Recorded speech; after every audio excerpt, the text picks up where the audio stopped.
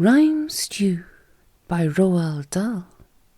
Hansel and Gretel. Mum said to Dad, "Those kids of ours, the food that each of them devours, that Hansel cripes that little tick. To watch him eat, it makes me sick.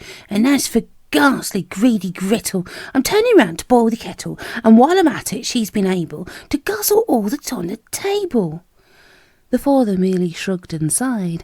Mum waved her frying pan and cried, "My motto is that we come first. Them kids should always get the worst. Now look, if we could rub them out, there'd be some more beans and sauerkraut, and stuff for you and me to eat. Mind you, we'd have to be discreet." The father said, "Well, what's to do? We can't just flush them down a loo." To which the mother answered, "No, they're much too big. They wouldn't go." "What if," the father said, "they fell, quite accidentally down the well?"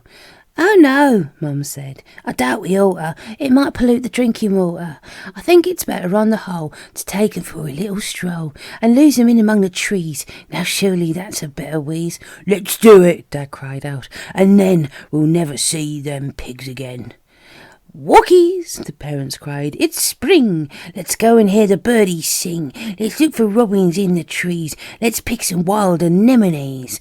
Now Hansel suddenly espies his mother's shrewd and shifty eyes. He whispers softly, "Listen, sis, I don't much like the smell of this. I think I love him, Mum and Dad. I'm plotting something rather bad. I think I'd better mark our track to help us on the journey back." So on the walk, when outward bound, he scatters breadcrumbs on the ground. They walk all four for hours and hours. They see no robins, pick no flowers. The wood is dark and cold and bare, and Dad says, "Children, stay right here. Your mum and I have things to do. We'll see you later. Toodaloo." They sidled off with perfect ease and disappeared among the trees. "They're going to dump us," Gretel cried. "They won't succeed," the boy replied. "We'll get back home, we cannot fail, by following the breadcrumb trail. Just take my hand and come with me. We'll find our way, you wait and see." But oh, alas, where crumbs had been, there now was nothing to be seen. Young Gretel cried, "You silly twit, the crows have eaten every bit." Poor little children all alone, the foul and filthy parents flown. Poor little children all forlorn, to face the dismal murky morn.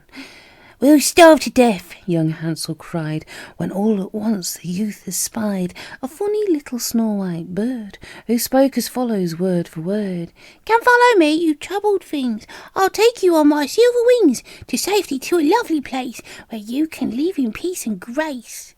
This wondrous bird then led them forth for miles and miles towards the north, until at last there hove in sight a lovely cottage painted white, and there before the cottage door these two enraptured children saw a sweet old dame with rosy skin, who smiled and said, "You too, come in. You must be hungry, little lambs." She felt them treacle, tarts and hams, and sugar buns and gorgeous jam. The children cried, "Oh, thank you, ma'am." The woman with the rosy cheeks now smiles again and softly speaks, "My darling children, as you see, you eat extremely well with me."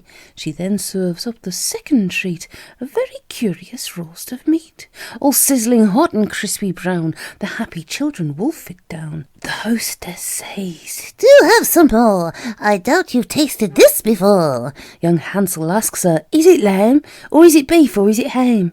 "Whatever it is, I must admit, it's awfully tender, isn't it?" The woman said, "This special meat is the only kind I like to eat." Then Gretel says, "I'll make a bid. This meat is either goat or kid." The woman says, "Well, no, and yes, I must say kids are clever girls." She smiled and chewed and smiled, and looked so innocent and mild. As soon as they had left the table, the woman led them to a stable. Stable, they wondered, turning pale. The place looked like a sort of jail, with bars and bolts and horrid things, like manacles and iron rings.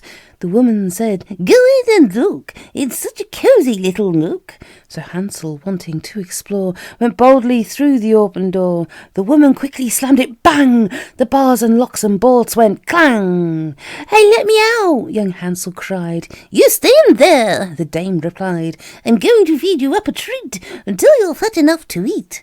The brothers Grimm, who wrote this story, made it 1,000 times more gory.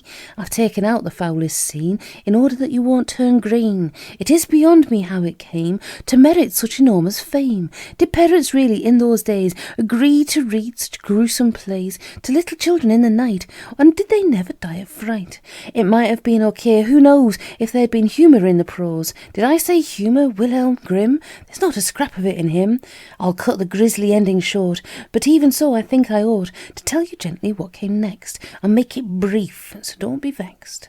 Just when the stove is nice and hot, and water's boiling in the pot, the pot's for boiling Hansel in, the stove for crisping up his skin. Young Gretel in her pinafore flings open wide the oven door.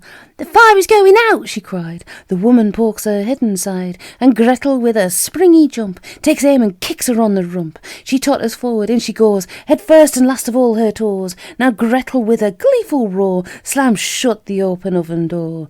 The temperature inside, she sees, is just on 450 degrees, and soon this red-hot oven heat gives out the smell of roasting meat. The child runs fast as she is able to open up the prison stable. Hansel, she shouts, we're free at last. The foul old dame is roasting fast. Young Hansel cried, oh, well done you. Oh, what a splendid thing to do. But then again, you must admit, you always like to cook a bit.